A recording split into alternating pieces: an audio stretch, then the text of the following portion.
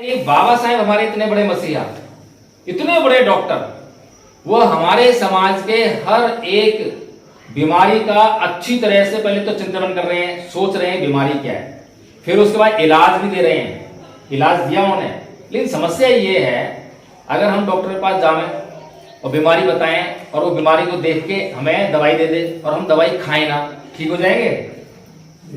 सीधी सी बात है। तो बाबा साहेब ने जो बीमारी देखी कि ये समाज जो है हजारों जातियों में बटा हुआ है, तो इसको जो है पहले तो एक करना पड़ेगा। तो एक करने के लिए उन्होंने क्या दवा दी? दवा मांगी तो दवा दी। बाबा साहेब ने इस समाज को, हजारों जातियों को एक करने के लिए कौन सी दवा दी बताओ मुझे? बौद्ध धर्म। जैसे हजारों छोटी बड़ी नदियां मिलकर महासागर में गिर जाती हैं और उनका अस्तित्व समाप्त हो जाता है, वहां आपको कोई अलकनंदा, कोई महानंदा, कोई गंगा, कोई यमुना कोई नजर नहीं आती। किसी ने देखे समुद्र में? कोई समुद्र में जाओ और उसमें से ढूंढ के दिखाओ कौन सा गंगा का पानी है, निकाल देगा? बाबा साहेब बहुत बढ़िया, द ग्रेटेस्ट इंडियन है, द सिंबल ऑफ नॉलेज, ऐसे थोड़े है। लेकिन हम अपने ही आदमी की कदर थोड़ा करेंगे। घर की मुर्गी दाल बराबर, अपने आदमी की वैल्यू हम नहीं करते हैं, दूसरे करते हैं। अमेरिका कहता है कि भाई हमारे यहाँ बाबा साहब पैदा होते तो हम उनको दुनिया का सूरज कहते, वो कहते, लेकिन हम नहीं कहेंगे, हम इतने नालायक हैं, है नहीं?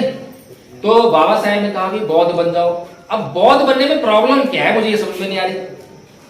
अब बाबा साहब कहते हैं कि भैया भारत में दो संस्कृतियां हैं, एक है ब्राह्मण संस्कृति और दूसरी है बौद्ध संस्कृति। इसके अलावा कोई तीसरी संस्कृति नहीं है जो देश पर राज करती है। पूरा इतिहास बाबा साहब ने पढ़ा और बाबा साहब ने कहा कि हमें जो है बौद्ध संस्कृति में जाना पड़ेगा और उसकी जो है विजय ब्राह्मण संस्कृति पर करनी पड़ेगी। अब ये संस्कृति है क्या? ये बड़ा जो है इंपॉर्टेंट मैटर है। संस्कृति क्या है? हम रोज सुबह उठते हैं और रात को सोते हैं, ठीक है जी। इस दौरान हम बहुत सारे काम करते हैं और जितने भी काम करते हैं, क्या हम उन कामों को रोज करना सीखते हैं? क्या रोज करना सीखते हैं? नहीं सीखते ना। उसमें से 99% काम ऐसे हैं जो हम पहले से ही रोज करते आए हैं। जैसे रोटी बनाना हमने एक बार सीखा, रोज तो नहीं सीखते। अब सीख गए तो तुरंत रोटी बन जाती है, और जब सीख रहे थे तो बहुत देर में कभी चपटी हो रही है, कभी टूट रही है, कभी कुछ हो रहा है नहीं? साइकिल चलाना, जब साइकिल चलाना सीख रहे तो कई दिन लग गए, लेकिन जब सीख गए तो पता ही नहीं चलता कहां पे कब पहुंच गए। तो इसीलिए हम आदतों से जीते हैं। ये आदतें ही संस्कृति है। ये आदतें यानी किस प्रकार का हम व्यवहार कर रहे हैं, किस प्रकार की सोच रहे हैं, ये संस्कृति है। अच्छा, एक संस्कृति कहती है कि ईंट का जवाब पत्थर से दो। क्या कहती है? ईंट का जवाब पत्थर से दो। बाबा साहेब का अमित शाह ने अपमान कर दिया, हम इसका जवाब जो है ईंट का जवाब पत्थर से देंगे। अब ये बात सही है गलत है? गलत है? सही है? गलत है? कैसे गलत है? बाबा साहेब का जो अपमान करेगा तो छोड़ देंगे ऐसे ही इसको? मैंने कई जगह मीटिंग करी, लेकिन पहली बार ऐसा जवाब मिला है आपसे, धन्यवाद। तो एक संस्कृति कहती है कि ईंट का जवाब पत्थर से दो, और हम अपने बच्चों को भी यही सिखाते हैं, क्या किसी की सहन करके बताइयो, ये सिखाते हैं ना। डर के बताइयो, हार के बताइयो, पीट के यही हो, पिट के बताइयो, ऐसे सिखाते हैं। चलो जी, हमने सिखा दिया अपने बच्चे को, और बच्चा गया बाहर स्कूल पढ़ने। अब बाहर जो है कोई 2-4 लोग जा रहे थे, उन्होंने कुछ जो बात कह दी बच्चे को, अब बच्चे से सहन नहीं हुई।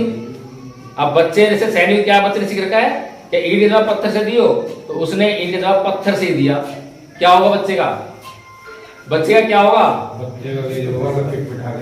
पिटपिटा के आएगा, पिटपिटा के नहीं आएगा, हत्या हो सकती है, चाकू छिल सकते हैं, पर ऐसा हुआ है, खबरें छपती हैं, मैं झूठ नहीं बोल रहा मैं। तो जो संस्कृति आपको ये बात सिखा रही है तो आपका नुकसान कर रही है, फायदा कर रही है? हमारे बच्चों का, हमारी जिंदगी को खतरे में डाल रही है। दूसरी तरफ जो दूसरी संस्कृति है वो क्या कर रही है? भगवान बुद्ध कहते हैं कि नाही वेरेन वेराणी समंति दुदाचनन अवेरेन च समंति ऐस धम्मो सनातनो, कि वैर से कभी वैर शांत नहीं होता। अब बताओ कौन सी संस्कृति अच्छी है? आपने अगर अपने बच्चों को ये सिखाया होता कि बेटा वैर से कभी वैर शांत नहीं होता, कोई तेरे को 2 बातें बोले शांत रहियो, शांत रहियो, डरने की जरूरत नहीं है, उससे पूछियो कि जरूर अंकल जी मेरे से गलती हुई है, बताओ मेरे से गलती हुई है, बताओ मुझसे गलती क्या हुई है। अगर ऐसे पूछ लेगा तो उसकी इज्जत बड़ी घटेगी, किसी की बड़ी घट रही है इज्जत तो। लेकिन हमने सीखा ही नहीं है ये, हमने झुकना नहीं सीखा, हमने क्षमा करना नहीं सीखा, हमने सहनशीलता नहीं सीखी। और ये सारे गुण जो हैं बौद्ध संस्कृति में है। कितनी सुंदर संस्कृति है, कितना सुंदर धर्म है जो हमारी हर पल रक्षा करता है। हम रक्षा के लिए तलवार लेकर आते हैं, भाले लेकर आते हैं, बंदूक गट्टी करते हैं। अरे भगवान बुद्ध की संस्कृति में चले जाओ, वहां उनके पास लाठी भी नहीं है लाठी भी। और इस संस्कृति में चले जाओ, एक भी देवी देवता ऐसा नहीं है जो बिना हथियार के हो। है? अब बताओ हथियार कौन रखता है? जो डरपोक आदमी होता है वो हथियार रखता है, या जो बहादुर होता है वो हथियार रखता है? बताओ कौन हथियार रखता है? महाभारत में कृष्ण जी अर्जुन को क्या बोल रहे हैं? मार बोल रहे हैं ना, अर्जुन मार। अर्जुन कह रहा है नहीं मेरे रिश्तेदार हैं, नहीं मार, इन्होंने पाप करा है। अब पाप किसने करा है? पाप जो है आत्मा ने करा है या शरीर ने करा है? कृष्ण जी बोलते हैं गीता में कि शरीर तो कुछ करता ही नहीं है, जो कुछ करवाती है आत्मा करवाती है। सही कह रहा हूं? हिंदू दर्शन नहीं है कि आत्मा करवाती है। अब आत्मा ने ही सब कुछ करवाया, जो पाप कराया किसने कराया? आत्मा ने कराया। अब वो जो मारेंगे, वो जो मारने के लिए कह रहे हैं, वो किसको मारने के लिए कह रहे हैं? आत्मा को या शरीर को? शरीर ही मरेगा ना। बताओ ये कृष्ण जी क्या पाठ ला रहे हैं अर्जुन को जो है। और दूसरी तरफ दूसरी संस्कृति है, भगवान बुद्ध अंगुलीमाल जो हत्यारा है, जिसके पास जो तलवार है, जंगल में फूका डाकू है, उसको सुधारने के लिए जंगल में अकेले जाते हैं। कोई सेना है उनके पास, कोई लाठी भी नहीं है, एक आदमी भी साथ में नहीं है, अकेले जाते हैं और उसके चित्त में परिवर्तन करके सुधार के समाज में लेकर आते हैं। और समाज में अगर उसको राय नहीं देते कि लो इसको फांसी पर लटका दो, नहीं, वो सुधर गया है और वो सुधर के जो है फिर समाज का कल्याण करने लगता है। बताओ कौन सी संस्कृति अच्छी है?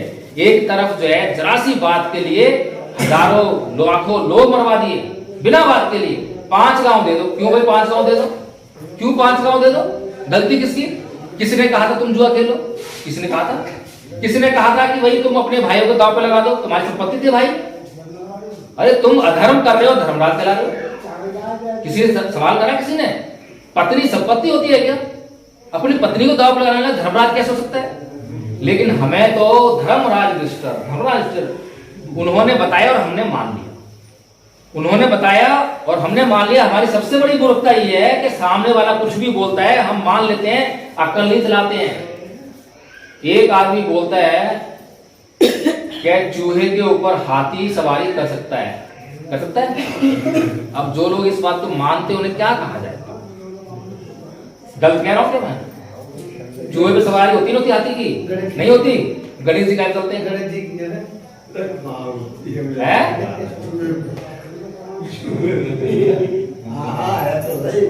अब नहीं, हमने प्रश्न नहीं करते ना। हम प्रश्न करें तो बोलेगा ना चमत्कारी पुरुष है वो, तो तुम्हें क्या मालूम?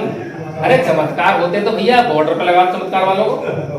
पाकिस्तान परेशान कर रहा है, चीन परेशान कर रहा है, दुनिया भर के हमारे जो जासूस वहां जाते हैं मारे जाते हैं, तुम उनको वहां लगा दो। आज तक जो है एक चींटी नहीं मरी चमत्कार से।